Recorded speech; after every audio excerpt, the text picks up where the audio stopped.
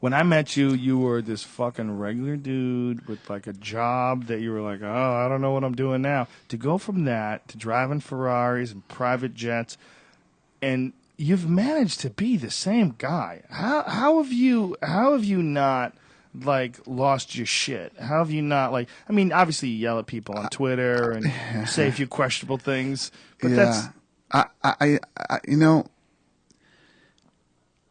I see so much of this stuff going on. Hey, Elliot, get off the phone or shut the door, stupid. Yeah. You can't even hear it. My monkeys, I bring these fucking guys everywhere. They fuck something up. You have no idea. Doesn't he realize we're doing a fucking podcast? Yeah. It works for you, too. Yeah, he don't care. Son of a bitch. He makes your video blogs. He's just out there talking. Great. Yeah. Elliot's a hard worker. Yeah. Oh, he is. Oh, yeah. No doubt. You still need to shut the fuck up. Goddamn podcast going on. Have you ever like stepped back and go, how the fuck did this happen? I mean, there's not a whole lot of people that have that kind of a rags to riches story. I mean, that's a pretty fucking crazy story. Yeah. You go from 2001 to being the president of this unlikely president of this company. You were like a manager of fighters. Mm-hmm. You know, you had some foothold in the fight game. You'd done boxer-sized classes at one point in time, The right? only real job I've ever fucking had was, I was a bellman when I was 19 years old at a hotel in Boston. And, I did some construction work, all the shit you do when you're, 17, 18, 19. And that was it. One day I walked out of that hotel when I was 19 years old and said, I'm going to be in the fucking fight business. That's it. I'm done. I'm done with this shit. I hate coming here every day. Every other fucking week there was some kid that just graduated college and would come in and start telling you what to fucking do. I was like, I'm so done with this shit. The fight business. But thinking about getting into the fight business at 19, holy shit, like where the fuck do you even do you know how many fucking fight anymore, do you know how many decisions I've made in my life that people are like, that's the fucking dumbest thing I've ever heard. Like literally almost every decision I've ever made. Did you have amateur fights? Yeah. I fought in the amateurs, and dude, there was a time when I thought, and I think that's why I can, deal with the fighters and I understand, like dealing with the Ultimate Fighter. Mm-hmm. There was a fucking time in a day when the only fucking thing I cared about was boxing. That's why I literally walked out of that place, because I loved it so much that's all I fucking wanted to do.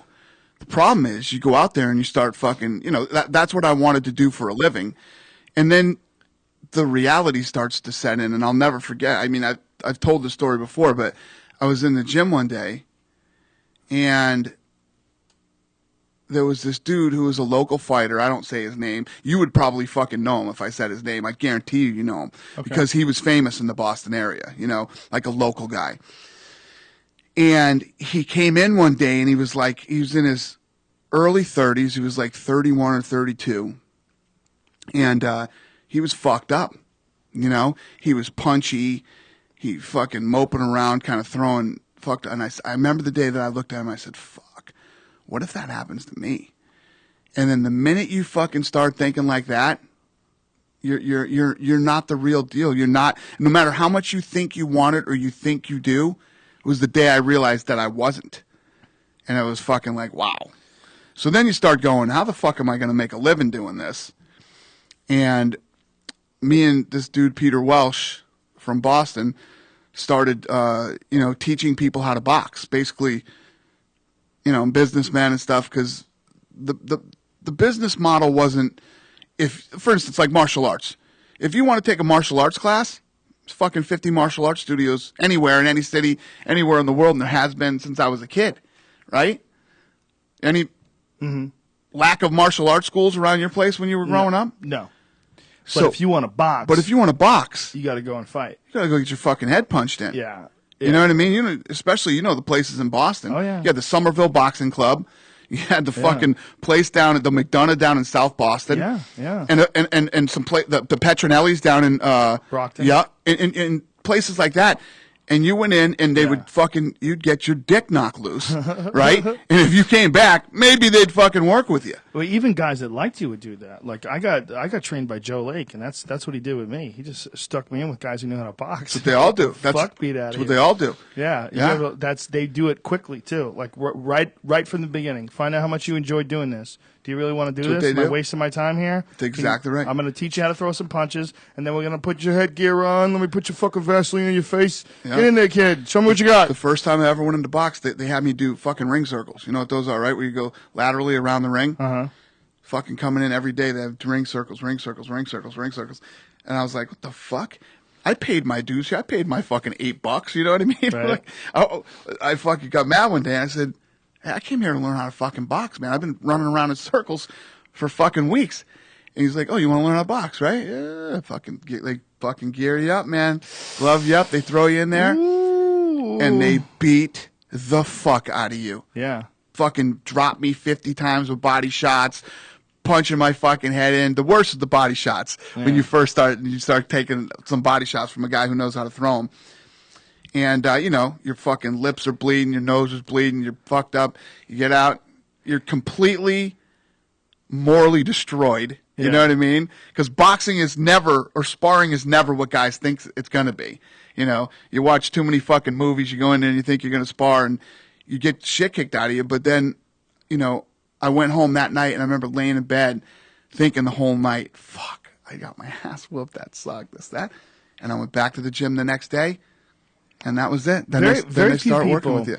Very few people actually want to fight. They just want to kick someone's ass. It's true. They don't understand that can kick your ass too. Like this is not going to be an even exchange. And if you're not willing to go to war, if you're not willing to take like big shots and be in pain and push through, you're never going to do this. This is you have to figure out somewhere along the line whether or not you're willing to take punishment, whether or not Totally you can true. take punishment.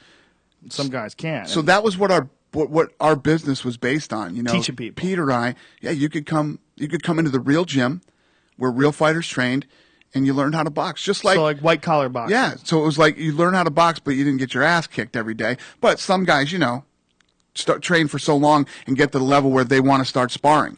But you rarely ever have white collar guys that start sparring and want to do it fucking again. Because, you know, like you said, you get that first ass whooping Yeah. and a lot of times what happens is it breaks out into fights, you know. And we used to bring the inner city kids in too. You know, we had this idea where we were going to bring in inner city kids, and you know, in Southie back then it was still very segregated. So we were going to bring in blacks and Hispanics and all these other kids and bring them together, and you know, we were going to do all the fuck. We used to bring these kids in, man, and we'd start training them and stuff. And then as soon as guys would start sparring, you know how many fucking situations we had where guys would come back in with bats? Like there'd be a bad sparring deal, come back with bats, or they'd come back with their brothers or some kind of just every fucking day. There was so that whole, you know, let's bring in the inner city kids and fucking try to work. It didn't go over well. Yeah, that's playing daddy. That experiment didn't work too well. That's a lot of work.